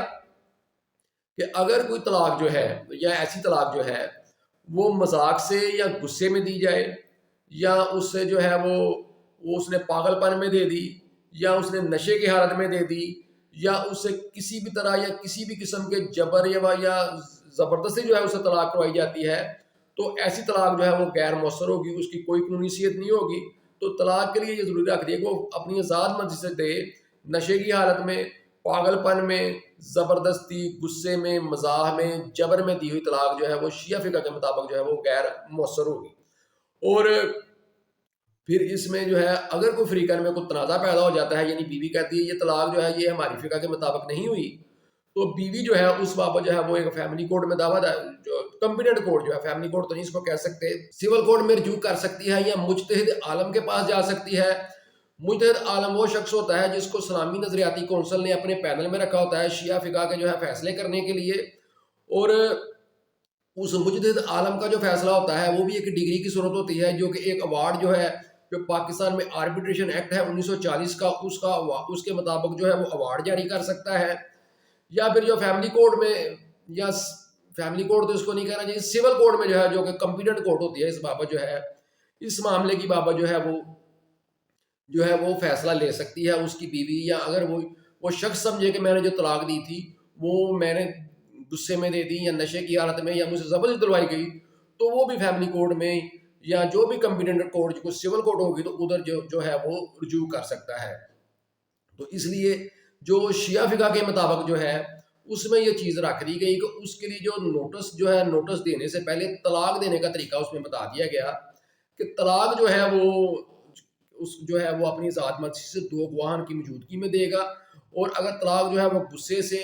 جو ہے، مذاق سے، نشے میں، پاگل پن میں، زبردستی یا جبر سے دی گئی تو ایسی طلاق غیر مؤثر ہوگی. اور اس بابت جو ہے کسی کمپیٹنٹ کورٹ سے جو ہے وہ ڈگری بھی دی جا سکتی ہے، مجتہد عالم سے جو ہے وہ فیصلہ بھی لیا جا سکتا ہے. باقی سارا پروسیجر اس میں یہی ہوگا. پھر وہ طلاق کا جو اس کے لیے جو ہے وہ طلاق دینے کے بعد یونین کونسل میں اس کے لیے جو ہے وہ نوٹس دینا لازمی ہوگا. اور اگر وہ نوٹس نہیں دیتا تو اس کو 1 سال تک قید کی سزا اور 5,000 روپے جرمانہ ہو سکتا ہے. اور یہ شخص بھی جو ہے وہ 90 دنوں سے پہلے نوٹس وڈرا کر سکتا ہے، ورنہ نوٹس ملنے کی تاریخ کے 90 دنوں بعد جو ہے وہ طلاق مؤثر ہو جائے گی. اور اس کے لیے بھی جو ہے یونین کونسل میں جو ہے وہ آربیٹریشن کونسل بنے گی، جس میں ان میں صلح کروانے کی کوشش کی جائے گی. اگر صلح نہیں ہوتی تو پھر طلاق مؤثر ہو جائے گی. اور پریگننٹ عورت کا جو رول ہے وہ بھی یہی ہے کہ اگر پریگننسی چلتی ہے 90 روز سے زیادہ تو پھر پریگننسی ختم ہونے کے بعد جو ہے وہ طلاق مؤثر ہوگی. اور ان پہ بھی یہ چیز جو ہے وہ لاگو ہوتی ہے کہ اگر ان میں صلح ہو جاتی ہے طلاق ہونے کے بعد، طلاق مؤثر ہونے کے بعد چاہتے ہیں کہ اب ہم دوبارہ اکٹھے ہو جائیں، تو وہ بھی دوبارہ شادی جو ہے وہ کر سکتے ہیں. تو اس لیے جو شیعہ فقہ ہے اس میں صرف جو طلاق دینے کا جو پروسیجر ہے وہ تھوڑا بتایا گیا ہے ایک امینڈمنٹ کر کے 2021 میں. باقی اس میں کوئی جو ہے دیگر چیزیں جو ہے وہ کچھ نہیں. لیکن اگر آپ حنفی فقہ کے مطابق دیکھیں یا دیگر فقہ کے مطابق دیکھیں تو اس میں بھی یہی ہے، اگر طلاق کو شخص دے دیتا ہے تو طلاق نے فوری تو مؤثر نہیں ہو جانا ہوتا، طلاق نے تو 90 دنوں بعد مؤثر ہونا ہوتا ہے. تو اس لیے اگر وہ نوٹس دے بھی دیتا ہے تو پھر وہ اگر اسے زبردستی کسی نے طلاق کروائی ہوتی ہے، یا وہ غصے میں دے دیتا ہے وہ طلاق، یا وہ مذاق میں طلاق دے دیتا ہے اور وہ نوٹس بھی چلا جاتا ہے اس بابت، تو وہ ایسی جو طلاق ہے اس کو وہ 90 دنوں سے پہلے واپس لے سکتا ہے. تو اس میں کوئی ایسا جو ہے حنفی فقہ کے لیے، دیگر فقہ کے لیے بھی جو ہے وہ کوئی مسئلے کی بات نہیں ہے. تو شیعہ فقہ والوں نے یہ کر لیا، لیکن اگر پھر بھی اگر وہ یہ امینڈمنٹ نہ بھی ہوتی تو پھر بھی 90 دن کا جب ٹائم جو مل جاتا ہے تو پھر 90 دنوں میں تو بندہ کچھ بھی جو ہے وہ کر سکتا ہے. تو اس لیے یہ جو شیعہ فقہ نے جو ہے وہ اپنی ترمیم کروا کے تو اپنا طلاق کا جو پروسیجر ہے وہ مسلم فیملی لا آرڈیننس میں ان کا جو شامل ہوا ہے، یہ تھوڑا سا ان کا طلاق کا ہی بابت ہے، باقی سارا پروسیجر جو ہے وہ سیم ہی جو ہے وہ اڈاپٹ کیا جاتا ہے. اب یہ تو ہوگی وہ طلاق جو خاوند کو دینے کا جو ہے وہ حق ہوتا ہے، لیکن اگر اس کے علاوہ دیگر کسی طریقے سے طلاق ہوتی ہے تو اس کے بارے میں بھی جو ہے مسلم فیملی لا آرڈیننس 1961 میں جو ہے وہ بتایا گیا ہے. اس کی بابت جو ہے وہ ریلیونٹ سیکشن 8 ہے، جس میں یہ کہا گیا ہے کہ دیگر کسی طریقے سے جو ہے وہ طلاق ہوتی ہے وہ بھی اسی طرح مؤثر ہوگی جو کہ سیکشن 7 کے مطابق جو ہے وہ طلاق مؤثر ہوتی ہے. یعنی جہاں پر بیوی کو جو ہے وہ طلاق کا حق حاصل ہوتا ہے، کیونکہ نکاح نامے میں اگر آپ دیکھیں گے تو ایک کالم ہوتا ہے جس میں یہ لکھا ہوتا ہے کہ آیا بیوی کو جو ہے وہ طلاق کا حق جو ہے وہ تفویض کیا گیا ہے کہ نہیں. یعنی اگر بیوی کو جو ہے وہ طلاق کا حق دے دیا جاتا ہے اور وہ ایسے حق کو استعمال کرتی ہے تو اس کا بھی طریقہ یہی ہوتا ہے کہ اس نے جو ہے وہ طلاق کی بابت جو ہے وہ یونین کونسل کو جو ہے بتانا ہوتا ہے کہ میں نے جو ہے مجھے طلاق دینے کا اپنے خاوند کو جو ہے وہ حق حاصل تھا، یا طلاق لینے کا مجھے حق حاصل تھا، تو میں نے وہ حق استعمال کر کے جو ہے وہ طلاق لے لی ہے، اپنے خاوند کو طلاق دے دی ہے. تو اب جو ہے میں اس کا آپ کو جو نوٹس بھجوا رہی ہوں، تو آپ اس پہ جو ہے وہ ثالثی کونسل کی جو کارروائی ہے جو ہے وہ اس کا آغاز کر کے تو طلاق موصلی سرٹیفکیٹ جو ہے وہ جاری کریں. تو اگر بیوی کو جو ہے وہ طلاق دینے کا حق حاصل ہوتا ہے تو وہ بھی اسی طریقہ کار کے مطابق ہوگا جو کہ دیگر جو جس طرح خاوند طلاق دیتا ہے تو طریقہ کار پر عمل ہوتا ہے. یا اگر بیوی جو ہے وہ عدالت سے جو ہے وہ خلا کی ڈگری لے لیتی ہے تو وہ خلا کی ڈگری جو ہے وہ فوراً فائنل نہیں ہو جاتی، وہ بھی اسی وقت فائنل ہوتی ہے جب اس میں یونین کونسل میں یہ سارا عمل جو ہے جو میں نے ابھی آپ کو بتایا اس پر جو ہے وہ عمل ہوتا ہے، تو پھر وہ ڈگری جو ہے وہ فائنل ہوتی ہے. یعنی اس میں بھی جو ہے وہ یونین کونسل میں جو ہے وہ ڈگری کی نقل دینی ہوتی ہے، اور اس پہ جو ہے وہ ڈگری کی نقل دینے کے بعد جو ہے وہ ایک ثالثی کونسل بنتی ہے، اور ثالثی کونسل بننے کے بعد جو صلح کروانے کی کوشش کی جاتی ہے. اگر صلح نہیں ہوتی تو پھر وہ طلاق مؤثر ہو جاتی ہے. اور اس دوران جب ڈگری کی نقل دی جاتی ہے عدالتی ڈگری طلاق کی یونین کونسل میں، تو فریقین میں اگر صلح ہو جاتی ہے تو پھر وہ یونین کونسل سے اس جو ڈگری کی بابت جو انہوں نے دی ہوتی ہے وہ نوٹس دیا ہوتا ہے وہ اس کو وڈرا کر لے تو ان کا دوبارہ آپس میں بات کری ہو جاتی ہے، وہ ڈگری فیملی کوڈ کی توڑوانی نہیں پڑتی. تو یہ کیونکہ جو فیملی کوڈ کی جو ڈگری ہوتی ہے وہ بھی ایک طرح سے بیوی کی جانب سے جو ہے وہ یونین کونسل کو انٹیمیشن ہوتی ہے کہ اس نے اپنے خاوند سے جو ہے وہ طلاق لے لی ہے، اور یونین کونسل جو ہے اس میں لازمی قانونی کاروائی کرتے ہوئے طلاق مؤثری سرٹیفکیٹ جاری کرے، کیونکہ طلاق مؤثر ہونے کا جو سرٹیفکیٹ جاری کرنے کا اختیار ہے وہ یونین کونسل کا ہے. اور یونین کونسل بھی سرٹیفکیٹ کب جاری کرتی ہے؟ جب ثالثی کونسل جو ہے ایک فیصلہ دیتی ہے کہ فریقین میں جو ہے وہ مصالحت کروانے کی کوشش کی گئی اور مصالحت جو ہے وہ ناکام ہو گئی. تو اس طرح جو طلاق جو ہے وہ خاوند دیتا ہے وہ طلاق جو ہے اس کا نوٹس جو ہے وہ یونین کونسل میں جاتا ہے، اور ساری کاروائی ہونے کے بعد ثالثی کونسل وغیرہ بننے کے بعد ایک سرٹیفکیٹ جاری ہوتا ہے کہ طلاق جو راضی نامہ فریقین میں نہ ہو سکے. تو اسی طرح اگر بیوی جو ہے وہ طلاق کا اس کو حق حاصل ہے وہ طلاق دیتی ہے یا عدالت سے طلاق کی ڈگری لے لیتی ہے تو اس پر بھی یہ ساری کاروائی ہو کر جو ہے وہ طلاق مؤثر ہوتی ہے. تو اس لیے سیکشن جو 7 اور سیکشن 8 جو ہے یہ طلاق کے بارے میں ہے مسلم فیملی لا آرڈیننس 1961 میں،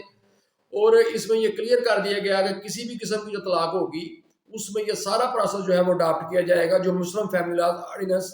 1961 میں بتایا گیا ہے. اس کے بعد جو نیکسٹ ٹاپک ہے وہ خرچہ نان و نفقہ کی بابت ہے. یعنی بیوی جو ہے وہ خرچہ نان و نفقے کی جو درخواست دے سکتی ہے یونین کونسل میں، تو یونین کونسل میں بیوی کی جانب سے خرچہ نان و نفقے کی درخواست دینے کی بابت جو ریلیونٹ سیکشن ہے وہ سیکشن 9 ہے، جس کے تحت یہ ہے کہ اگر کوئی بیوی جو ہے اس کو اس کا جو خاوند ہے وہ خرچہ نہیں دیتا یا خرچہ جو ہے مکمل نہیں دیتا یا اس طرح اتنا خرچہ نہیں دیتا جس سے اس کا گزر بسر ہو سکے، تو ایسی بیوی جو ہے بے شک اس کو جو ہے دیگر ریمیڈی حاصل ہوتی ہے. یعنی وہ فیملی کورٹ میں جو ہے وہ دعویٰ دائر کر سکتی ہے. اس کو یہ بھی حق حاصل ہوتا ہے کہ وہ یونین کونسل میں اگر چاہے جس یونین کونسل میں وہ رہائش پذیر ہے اپنے بالکل نزدیک ترین جو ہے وہ جگہ پر جو ہے وہ ایک اپلیکیشن دے سکتی ہے کہ اسے جو ہے اس کے خاوند سے جو ہے وہ خرچہ دلوایا جائے. وہ یہ پلی لے سکتی ہے کہ مجھے میرا خاوند جو ہے وہ خرچہ نہیں دے رہا، یا وہ خرچہ کم دیتا ہے، یا میرے خاوند نے ایک سے زیادہ شادیاں کی ہوئی ہیں، مجھے خرچہ کم دیتا ہے، دوسری بیوی کو زیادہ دیتا ہے، اور میرے جو اخراجات ہیں ان کا خیال نہیں رکھتا، دوسری بیوی کے جو اخراجات ہیں ان کا خیال رکھتا ہے، تو ایسی بیوی جو ہے وہ یونین کونسل میں جو ہے وہ درخواست دے سکتی ہے، اور یونین کونسل جو ہے اس میں پھر جو ہے کیا کرتی ہے، وہ اس کے خاوند کو بھی نوٹس جاری کرتی ہے، اور اس بیوی کو بھی پھر نوٹس جاری کرتی ہے کہ اپنا ایک ایک نمائندہ دو تاکہ ثالثی کونسل بن سکے، اور جو چیئرمین ہوتا ہے یونین کونسل کا، وہ اس کا جو ہے وہ چیئرمین جو ہے وہ ثالثی کونسل کا چیئرمین بن جاتا ہے، اور نوٹسز بھی اسی نے جاری کیے ہوتے ہیں، ظاہر سی بات ہے کیونکہ نوٹس جاری کرنا ثالثی کونسل کی یہ چیئرمین کی ذمہ داری ہوتی ہے، تو پھر وہ جو چیئرمین ہوتا ہے یونین کونسل کا، وہ ثالثی کونسل کا جو ہے وہ چیئرمین بن جاتا ہے، اور دونوں فریقین کے جو ہے وہ نمائندے اگر وہ شامل کریں تو ان نمائندوں کی موجودگی میں سارا معاملہ سنتا ہے، اور وہ سمجھے کہ کتنا خرچہ جو ہے ان کے اسٹیٹس کے مطابق ہونا چاہیے، تو اتنا خرچہ جو ہے وہ پھر جو ثالثی کونسل ہے وہ لگا دیتی ہے، اور اپنا جو فیصلہ وہ ایک سرٹیفکیٹ کی صورت میں جاری کرتی ہے، اور اس سرٹیفکیٹ پہ لکھا ہوتا ہے کہ خاوند جو ہے وہ کتنا خرچہ اور کس طریقے کو جو ہے وہ اپنی بیوی کو جو ہے ہر مہینے جو ہے وہ ادا کرے گا۔ تو اس میں جو بیوی ہے اس کو یہ بھی ایک حق دیا گیا ہے، اور پاکستان میں جو پنجاب کے علاوہ دیگر صوبے ہیں وہاں پر تو صرف بیوی ہی جو ہے وہ اپنا خرچہ لے سکتی ہے، لیکن پنجاب میں جو سال 2015 میں امینڈمنٹس کی تھی مسلم فیملی لاز آرڈیننس 1961 میں، اس میں انہوں نے یہ حق جو ہے اس کے بچے کی بابت بھی جو ہے وہ دے دیا، یعنی بیوی جو ہے وہ اپنا خرچہ بھی لے سکتی ہے یونین کونسل سے، اور اپنے بچے کا بھی لے سکتی ہے، اور اگر بیوی جو ہے وہ از خود اپلائی نہیں کرتی تو اس بیوی کی جو والدہ ہے یعنی وہ بچے کی جو نانی ہے وہ بھی درخواست دے سکتی ہے کہ یہ جو میری بیٹی ہے اس کے بیٹے یا بیٹی کو یا بچے یا بچی کو اس کا جو باپ ہے وہ خرچہ نہیں دے رہا، تو یونین کونسل جو ہے وہ بچے کا بھی جو خرچہ ہے، جب پنجاب میں یہ صرف جو ہے یہ امینڈمنٹ ہوئی ہے، دوسرے صوبوں میں نہیں ہے، حالانکہ دوسرے صوبوں کو بھی چاہیے کہ یہ امینڈمنٹ کر دے تاکہ جو خرچے نان و نفقے کے جو کیس فیملی کورٹس میں لگے ہوئے ہوتے ہیں، اور ادھر جو ہے وہ لوگ جو ہے وہ عدالتوں کے چکر لگا لگا کر تھک جاتے ہیں، اور عدالت میں بہت زیادہ رش ہوتا ہے، 100-150 کیس لگا ہوتا ہے، باری نہیں آتی ادھر، تو اگر یونین کونسل میں یہ معاملے لوگوں کے سیٹل ہونے شروع ہو جائیں تو پھر تو یہ عدالتیں جو ہے فیملی کورٹس ان پہ بہت برڈن کم ہو جاتا ہے، اور میں تو سمجھتا ہوں اگر میری ذاتی رائے لی جائے تو یہ فیملی کورٹس جو ہے میں تو سمجھتا ہوں کہ یہ بالکل بے مقصد اس ملک میں بنی ہوئی ہیں، یہ یونین کونسل جو ہے ایک بہترین فورم ہے، وہاں پر ثالثی کونسل کی صورت میں یا اس کو مزید جو ہے وہ پروو کیا جا سکتا ہے، اس کو امپروو کر کے تو اس ادھر ہی جو ہے یہ ایکو سسٹم جو ہے ایسا کر دیا جائے کہ جو قریب ترین جگہ ہے ادھر ہی عورت کو جو ہے اس کا جو ہے وہ رائٹس مل جائیں، اور ان کو اتنا اختیار دیے جائیں تو ایزیلی جو ہے وہ جو ہے لوگوں کو ان کے رائٹس بھی دلا سکیں، اور اس میں جو ہے وہ کیونکہ یونین کونسل لیول پہ جو ہے وہ ایک مسالت کا جو چانس ہے وہ فیملی کورٹ سے کئی گنا زیادہ ہوتا ہے، کیونکہ دونوں فریقین جو ہے وہ ثالثی کونسل کے ذریعے جو وہ ثالثی کی جو کونسل کی جو کاروائی ہوتی ہے اس میں جو ہے وہ اپنی نمائندگی کر رہے ہوتے ہیں، تو اس لیے وہ جو ثالثی کونسل جو ہے وہ ادھر پنجاب میں جو ہے وہ بچے کا جو خرچہ جو ہے وہ بھی دلا سکتی ہے، تو پھر اگر ان فریقین میں سے جو کوئی فریق سمجھے کہ یہ جو خرچہ جو ہے یہ غلط لگا ہے، یہ یونین کونسل میں جو ثالثی کونسل بنی تھی اس ثالثی کونسل نے جو سرٹیفکیٹ غلط جاری کیا، اگر خاوند سمجھے خرچہ بہت زیادہ لگا دیا ہے تو وہ، اور اگر بیوی سمجھے کہ خرچہ کم لگ گیا ہے تو وہ 1 ماہ کے اندر اندر جو ہے وہ کلیکٹر کے پاس جو ہے وہ اپیل کر سکتے ہیں، اس بابت جو ہے کلیکٹر وہی شخص ہوتا ہے جو کہ ہمارے ضلع کا جو ہے وہ ڈی سی ہوتا ہے جس کو ڈسٹرکٹ کلیکٹر بھی کہتے ہیں، تو اس ڈی سی کے پاس جو ہے وہ 1 ماہ کے اندر اندر جو ہے وہ اپیل کر سکتے ہیں، پھر ڈی سی کا اس بھی بابت جو ہے وہ فیصلہ جو ہے وہ فائنل ہوتا ہے، حتمی ہوتا ہے، تو پھر آپ دیکھیں کتنی جلدی جو ہے یہ معاملہ ختم ہو سکتا ہے، کیونکہ ثالثی کونسل جو ہوتی ہے اس نے جو ہے وہ 1 ماہ کے اندر اندر بن جانا ہوتا ہے، اور 3 ماہ کے اندر اندر وہ فیصلہ مومن دے دیتی ہے، اور اس کے لیے فیصلہ کرنا بھی کتنا مشکل ہوتا ہے، اس نے کون سی شہادتیں لینی ہوتی ہیں، اس نے فٹافٹ جو ہے فریقین کو دیکھا، ان کا اسٹیٹس ان کو پہلے ہی پتا ہوتا ہے، لوگ علاقے کے ہوتے ہیں تو اس کے اسٹیٹس کے مطابق وہ فیصلہ دے دیتے ہیں، تو جب وہ فیصلہ دیتی ہے تو پھر وہ کمشنر کے پاس اپیل ہوتی ہے، اور کمشنر کے فیصلے کے بعد معاملہ ختم ہو جاتا ہے، لیکن میں آپ کو ہمیشہ کہتا ہوں کہ ہائی کورٹ میں ایک نیرو سکوپ ضرور ہوتا ہے کہ آپ ہائی کورٹ میں 199 میں جا سکتے ہیں اس گراؤنڈ پہ کہ جو کمشنر ہے یا ثالثی کونسل ہے انہوں نے کوئی انلیگیلٹی کی ہے یا کسی قانون کی جو ہے انہوں نے خلاف ورزی کی ہے، اپنے اختیارات کا نجائز استعمال کیا ہے، ورنہ ہائی کورٹ میں کوئی سکوپ ایسا نہیں ہوتا کہ ہائی کورٹ جو ہے وہ سارے میرٹس کو دیکھے، ہائی کورٹ نے صرف یہ دیکھنا ہوتا ہے کہ کوئی انلیگیلٹی تو نہیں ہوتی، ایک نیرو سکوپ ہوتا ہے، لیکن جو ہوتا ہے اس کلیکٹر کا فیصلہ جو ہوتا ہے اس کو کسی سول کورٹ میں یا فیملی کورٹ میں جو ہے وہ چیلنج جو ہے وہ نہیں کیا جا سکتا، تو اس طرح یہ جو خرچہ نان و نفقے کی درخواست ہے یونین کونسل میں عورت دے سکتی ہے، اور پنجاب میں عورت جو ہے اپنے بچوں کا بھی ساتھ خرچہ لگوا سکتی ہے، اور اگر کوئی متاثرہ فریق ہو تو وہ کلیکٹر کے پاس جو ہے وہ اپیل کر سکتا ہے۔ پھر اس میں یہ ایک چیز یہ رکھ دی گئی سیکشن 9 میں کہ یہ جو خرچہ اس سیکشن کے تحت جو ہے وہ یونین کونسل میں لگتا ہے، جو آربیٹریشن کونسل اپنا سرٹیفکیٹ جاری کرتی ہے کوئی شخص جو ہے اس سرٹیفکیٹ کے مطابق اس وقت میں جو ہے وہ خرچہ نہیں دیتا تو اس کی وصولی ایسے ہی ہوگی جیسے ایریئرز آف لینڈ ریونیو جو ہے وہ وصول کیے جاتے ہیں، یعنی جس طرح زمین کا مالیہ وصول کیا جاتا ہے اس طرح اس کی جو ہے ریکوری ہوگی۔ وہ کیسے ہوتی ہے؟ جس میں تحصیلدار کے پاس اختیار ہوتا ہے کہ جس کے ذمہ وہ جو فیصلہ ہوا ہوتا ہے، جس کے سے کوئی انہوں نے ریکوری کرنی ہوتی ہے، اس کو تحصیلدار جو ہے وہ گرفتار کر کے جو ہے وہ جیل بھجوا سکتا ہے، اور اس کی جو کوئی پراپرٹی ہوتی ہے اس کو اٹیچ کر کے اس کی بعد میں نیلامی کر کے جو ہے وہ ریکوری ہو سکتی ہے۔ تو اس لیے کوئی شخص جو ہے وہ اگر یونین کونسل میں اس کے خلاف خرچہ نان منافع کا فیصلہ آ گیا ہے تو وہ جو ہے وہ خرچہ نان منافع نہیں دیتا۔ تو یہ نہیں کہ یونین کونسل جو ہے وہ بالکل بے اثر ہے، وہ یونین کونسل جو ہے وہ جو اپنا ان کا جو فیصلہ ہے وہ تحصیلدار متعلقہ کو جو ہے وہ ریفر ہو جاتا ہے وہ فیصلہ، اور تحصیلدار جو ہے اس پہ پھر ریکوری کرواتا ہے۔ پھر وہ جس شخص کے خلاف جو فیصلہ ہوتا ہے یعنی وہ سرٹیفکیٹ جاری ہوا ہوتا ہے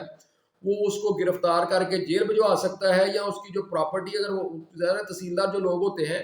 انہی کے لیے کوئی بڑی بات نہیں ہوتی کسی کی پراپرٹی جو ہے اس کو ٹریس کرنا، تو وہ اس کی پراپرٹی ٹریس کر کے اس کو پہلے تو اٹیچ کرتے ہیں، یعنی وہ کہیں بک نہیں سکتی، پھر اٹیچ کرنے کے بعد جو ہے اس کی اوپن آکشن کر دیتے ہیں، اور اوپن آکشن ہونے سے جتنے پیسے بچتے ہیں جو ملتے ہیں وہ اس عورت کو دے دیے جاتے ہیں جس کا خرچہ نان و نفقہ لگا ہوتا ہے،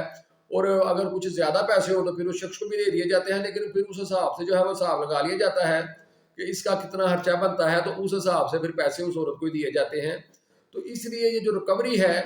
یہ بھی اس آرڈیننس کے تحت جو ہے وہ ہونے کا مکمل جو ہے وہ طریقہ بتایا گیا ہے کہ یونین کونسل جب کوئی فیصلہ دیتی ہے تو اس پہ پھر جو ہے ریکوری جو ہے وہ بھی ہو سکتی ہے۔ تو اس طرح کوئی عورت جو ہے وہ اگر وہ سمجھے کہ اس نے فیملی کورٹ میں نہیں جانا تو وہ یونین کونسل میں جو ہے وہ اپلیکیشن دے کے خرچہ لگوا سکتی ہے، اور جس پر جو ہے باقاعدہ جو ہے اسی طرح عمل ہوتا ہے جس طرح ایک عدالتی ڈگری پر جو ہے وہ عمل ہوتا ہے۔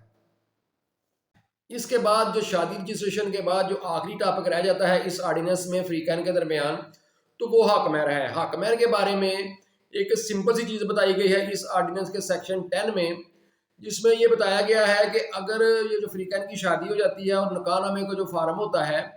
اس میں ساری فیلنگ ہو جاتی ہے، اس میں حق مہر بھی لکھ دیا جاتا ہے، لیکن اس میں یہ نہیں لکھا جاتا کہ حق مہر جو ہے اس کی ادائیگی کا موڈ کیا ہوگا، یا اس طرح کہہ لیں کہ وہ کب ادا ہوگا۔ تو اس کے بارے میں پھر یہی تصور کیا جائے گا کہ وہ عورت جو ہے وہ جب بھی اس کی ڈیمانڈ کرے گی خاوند جو ہے اس کو فوری طور پر جو ہے وہ ادا کرنے کا جو ہے وہ پابند ہوتا ہے۔ تو عام طور پر جو حق مہر ہوتا ہے وہ مؤجل ہوتا ہے، جو کہ جس کے بارے میں جو عام کنسیپٹ یہی ہے کہ وہ جو مؤجل ہوتا ہے وہ فوری ادا ہو چکا ہوتا ہے، اس کو تو ظاہر وہ عورت مانگ نہیں سکتی جب وہ مؤجل اس نے لے لیا ہوا ہے۔ لیکن جو غیر مؤجل ہوتا ہے اس کے بارے میں یہی ہوتا ہے کہ وہ اندل طلب ہوتا ہے، یعنی جب وہ اس کا مطالبہ کرتی ہے تو وہ تب ہوتا ہے۔ تو وہ جو حق مہر ہوتا ہے وہ تو عورت جب ڈیمانڈ کرتے ہیں اس کو اسی وقت ملتا ہے، اور ایک حق مہر موجل بھی ہوتا ہے جو کہ جس کے بارے میں یہ ہوتا ہے کہ وہ جب عورت کو کوئی خاوند جو ہے وہ طلاق دیتا ہے یا اس کی ڈیتھ ہو جاتی ہے تو پھر وہ عورت جو ہے اس حق مہر کی جو ہے وہ حقدار بنتی ہے، تو وہ موجل حق مہر ہوتا ہے، اس کو ڈیفر ڈور بھی کہتے ہیں۔ تو اگر نکاح نامے میں حق مہر کی کوئی قسم نہیں لکھی ہوئی، سمپل حق مہر ہی لکھ دیا گیا ہے، تو پھر یہاں یہ نہیں بتایا گیا کہ حق مہر کس طرح دیا جائے گا،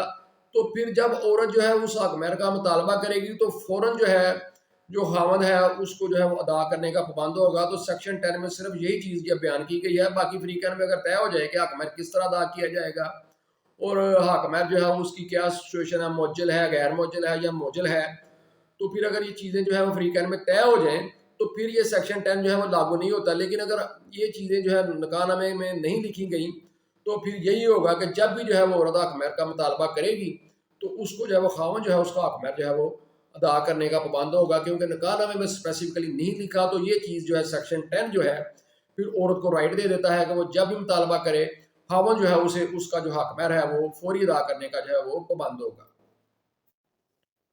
اب مسلم فیملی لا آرڈیننس 1961 میں جو اینڈ میں ٹاپک رہ جاتا ہے وہ سکسیشن کا ہے، اور سکسیشن کے بارے میں مسلم فیملی لا آرڈیننس 1961 میں جو ریلیونٹ سیکشن ہے وہ سیکشن 4 ہے، جس کے تحت جو یتیم پوتے پوتی اور نواسے نواسیوں جو ہیں ان کو جو ہے وراثت میں حصہ دلایا گیا ہے، کیونکہ جو شریعت کا اصول ہے وہ تو یہ ہے کہ جو قریب کا رشتہ دار ہے وہ دور کے رشتہ دار کو جو ہے وراثت سے محروم کر دیتا ہے۔ مثال کے طور پر ایک ایسا بچہ جو ہے اس کا جو والد جو ہے وہ اس کے دادا یا دادی کی جو ہے وہ زندگی میں وفات پا جاتا ہے، اور اب اس کا جو ہے وہ چچا جو ہے وہ بھی ایک زندہ ہے، اور جب اس کا دادا یا دادی جو ہے وہ وفات پاتے ہیں تو چونکہ اس کا والد تو پہلے فوت ہو چکا ہوتا ہے تو وہ تو اپنے دادا یا دادی کو اتنا قریبی نہیں ہوتا جتنا ان کا بیٹا جو اس کا چچا جو ہوتا ہے وہ قریب ہوتا ہے۔ تو اس لیے اپنے چچا کے موجود ہونے کی صورت میں وہ جو ہے وہ وراثت میں حصہ نہیں لے سکتا، کیونکہ شریعت کا اصول جو ہے وہ قریب کا جو رشتہ دار ہے وہ دور کے رشتہ دار کو جو ہے وہ ختم کر دیتا ہے۔ اگر اس کو ایک اور مثال سے دیکھیں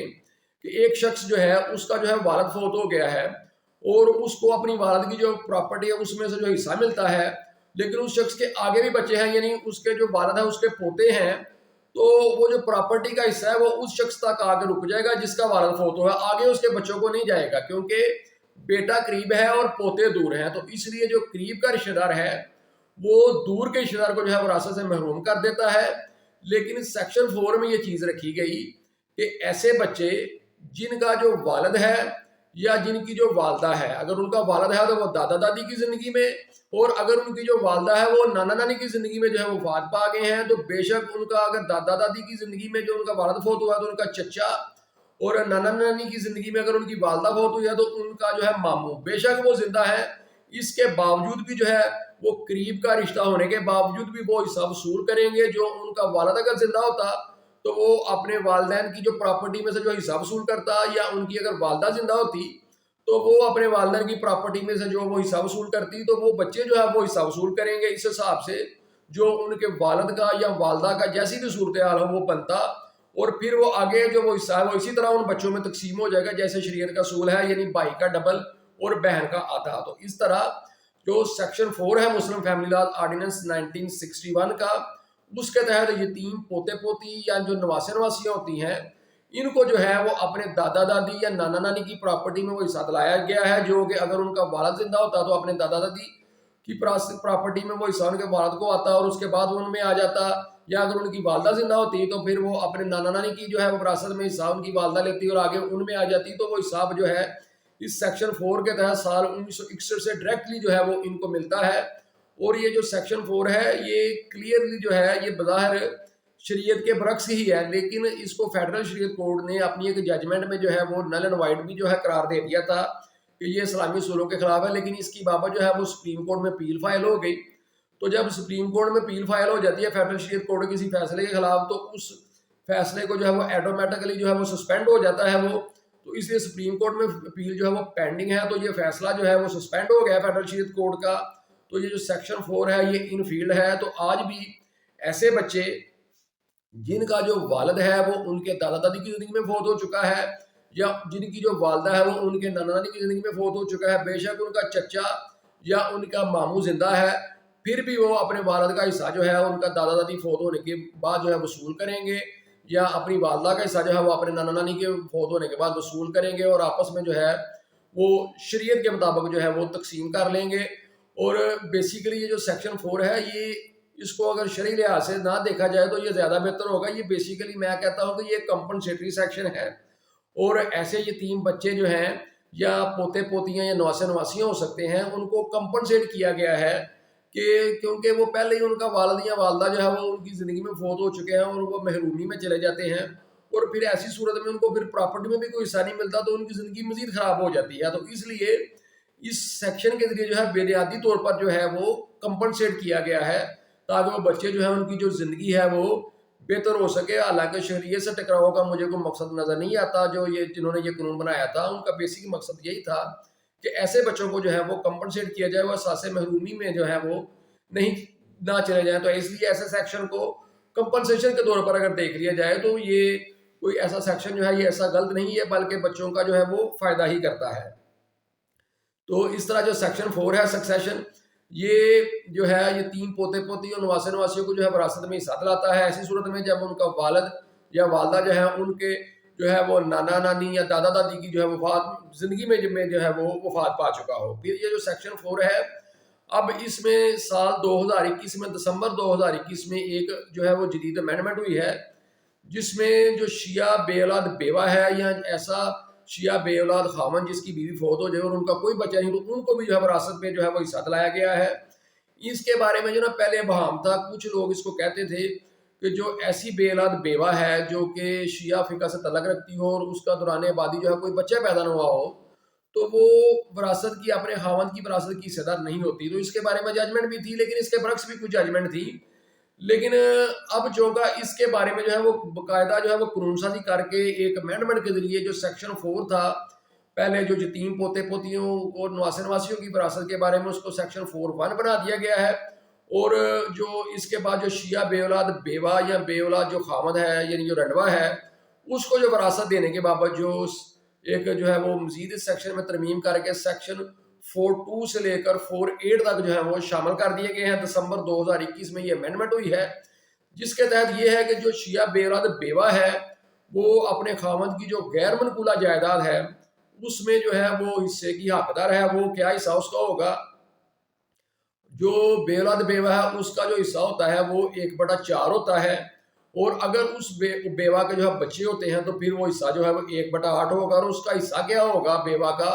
وہ جو پراپرٹی اس کا خاوند چھوڑ گیا ہے وہ اس پراپرٹی میں ایک فکسڈ پرائز جو کے طور پر یعنی قیمت کے طور پر اپنا حصہ لے گی، پراپرٹی جو ہے وہ نہیں لے گی، قیمت کو فکسڈ پرائز کے طور پر۔ فکسڈ پرائز کا مطلب یہ ہوتا ہے کہ جو فریقین میں پرائز جو ہے وہ طے ہو جائے، یعنی کہ یہ نہیں کہ وہ جنہوں نے حصہ دینا ہے تو وہ یہ کہیں گے جی ٹھیک ہے یہ پراپرٹی اتنے کی خریدی تھی 2,000 روپے کی یا 20,000 روپے یا 2 لاکھ روپے کی، اس میں سے لے لو، جو ان میں جو قیمت طے ہوگی تو اس کے حساب سے جو ہے وہ اس کو حصہ دیں گے۔ تو اس میں اگر بیویاں ایک سے زیادہ ہوں گی یعنی بے اولاد بیوہ جو ہے وہ ایک سے زیادہ ہوں گی، یا بے شک ان کی اولاد بھی ہو، تو جو ان کا حصہ ہوگا وہ ان میں آپس میں جو ہے وہ برابر کا تقسیم ہو جائے گا، اور یہ جو قیمت اس کی طے ہوگی نا حصے کی، یہ اس وقت کے حساب سے طے ہوگی جس وقت حصہ دیا جائے گا۔ یہ نہیں کہ اگر کسی جب پراپرٹی خریدی گئی ہے اس کے حساب سے حصہ دیا جائے گا، یا کسی کا خاوند جو ہے وہ 3 سال پہلے فوت ہو گیا یا 4 5 سال 10 سال پہلے فوت ہو گیا، جب اس کو حصہ دیا جائے تو اس کو یہ کہا جائے گا بھائی جب تمہارا خاوند فوت ہوا تو اس وقت پراپرٹی کی ویلیو یہ تھی تو اس حساب سے حصہ لے لو۔ نہیں، یہ اس حساب سے اس کو حصہ دیا جائے گا جس دن اس کو حصہ دیا جائے گا، اس حساب سے جو ہے وہ قیمت کاؤنٹ کی جائے گی، اس دن کاؤنٹ کی جائے گی اور اس دن کے حساب سے کاؤنٹ کی جائے گی۔ پھر اگر اس کے جو وارثان دیگر ہیں اس بیوہ کے خاوند کے جو دیگر وارثان وہ اس کو حصہ دینے سے انکار کر دیتے ہیں تو پھر بیوہ حقدار بن جاتی ہے کہ وہ ان کی جو پراپرٹی ہے اس میں سے جو ہے وہ حصہ لے گی، یعنی پھر وہ قیمت نہیں لے گی، پھر وہ پراپرٹی میں حصہ لے گی۔ مثلا اگر وہ کہتے ہیں جی ہمارے پاس تو پیسے نہیں ہیں تو پھر وہ پراپرٹی لے لے گی، لیکن اگر وہ اس کو حصہ دینے سے انکار کر دیتے ہیں تو پھر بھی وہ پراپرٹی لے لے گی۔ تو ایسی صورت میں پہلے ان کو یہ آپشن دی گئی کہ ٹھیک ہے آپ پراپرٹی کسی کو نہ دیں، آپ اس کو پیسے دے دیں، جو اس کی بیوہ ہے اس شخص کی، آپ اس کے وارث بنتے ہیں زیادہ حصے کے، تو آپ اس کو جو ہے وہ اس کے پیسے دے دیں، لیکن اگر وہ اس کو پیسے نہیں دیتے تو پھر وہ پراپرٹی میں حصہ لے سکتی ہے۔ اور اسی طرح جو غیر منقولہ جائیداد کے علاوہ جو منقولہ جائیداد جو موویبل ہوتی ہے، جو زیورات یا وہ گاڑیاں وغیرہ کی صورت میں ہو سکتی ہے،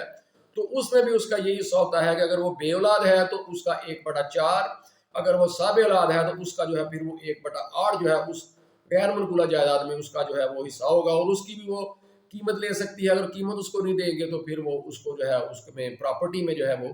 اس میں بھی جو ہے وہ حصہ ہی لے گی۔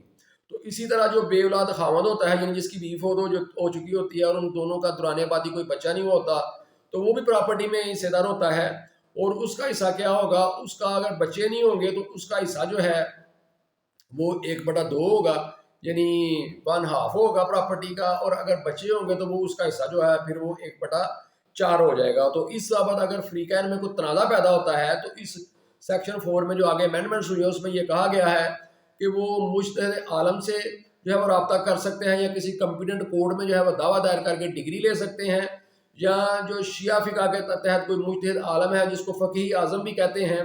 جو کہ اسلامی نظریاتی کونسل کے پینل پر ہوگا، اور اسلامی نظریاتی کونسل کو یہ پابند کیا گیا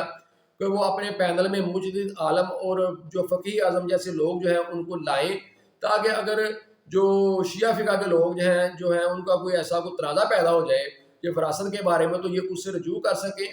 اور یہ جو مجتہد عالم ہوگا اس کا جو فیصلہ ہوگا یہ ایک ایوارڈ کی صورت میں ہوگا جو کہ آربیٹریشن ایکٹ 1940 کا ہے پاکستان میں، اس کے تحت ہوگا، جو کہ باقاعدہ ایک ڈگری کی صورت میں جس طرح کہ سول کوڈ کی ڈگری ہوتی ہے اس کے تحت ہی جو ہے وہ قابل عمل ہوتا ہے۔ تو اس طرح اب سیکشن 4 جو ہے اس میں ایک امینڈمنٹ کر کے تو جو شیعہ بے اولاد بیوہ ہے خصوصاً اس کو بھی جو ہے وہ حصہ دے دیا گیا ہے۔ اب کوئی شخص یہ نہیں کہہ سکتا، کوئی اس ججمنٹ کا حوالہ نہیں دے سکتا کہ جو شیعہ بے اولاد بیوہ ہوتی ہے اس کو وراثت میں حصہ نہیں ملتا، کوئی ایسے فتوے کا سہارا نہیں اب کوئی لے سکتا۔ تو اب حصہ لازمی دینا پڑے گا، کیونکہ ملک میں جب قانون بن جاتا ہے تو پھر وہ سب پر جو ہے وہ قابل عمل ہو جاتا ہے۔ تو جو سیکشن 4 ہے سکسیشن کا، اس میں یتیم پوتے پوتے کو بھی حصہ ملتا ہے وراثت میں، اور اب سال 2021 سے اس میں امینڈمنٹ کر کے جو شیعہ بے اولاد بیوہ ہے اس کو بھی جو ہے وراثت میں جو ہے وہ حصہ دلا دیا گیا ہے۔ تو اس طرح ہم نے مسلم فیملی لاز آرڈیننس 1961 کو دیکھا، اس کے تمام ٹاپکس جو ہے وہ ڈسکس کیے: شادی کی رجسٹریشن، دوسری شادی کی اجازت کی درخواست پر کاروائی، طلاق کی کاروائی، اور حق مہر کی بابت جو ہے، اور بیوی خرچہ نانوا نفقہ لے سکتی ہے اس کے تحت، اور پھر جو یتیم پوتے پوتی جو نواسے نواسیاں ہوتے ہیں ان کو جو وراثت میں جو حصہ ہے وہ بھی اسی آرڈیننس کے تحت دلایا گیا ہے۔ اور اب اس میں لیٹسٹ امینڈمنٹ کر کے جو ہے وہ شیعہ بے اولاد جو بیوہ ہے اس کو بھی جو ہے وہ حصہ جو ہے وہ دلا دیا گیا ہے۔ تو امید کرتا ہوں کہ یہ جو آج کا ٹاپک ہے یہ آپ کے لیے ہیلپ فل ہوا ہوگا، اور مسلم فیملی لاز آرڈیننس 1961 کو جو کہ مسلمانوں کے لیے ایک بڑا جو ہے اہم آرڈیننس ہے، آپ اس کو سمجھ سکے ہوں گے اور آپ کے علم میں جو ہے یہ اضافے کا باعث بنا ہوگا۔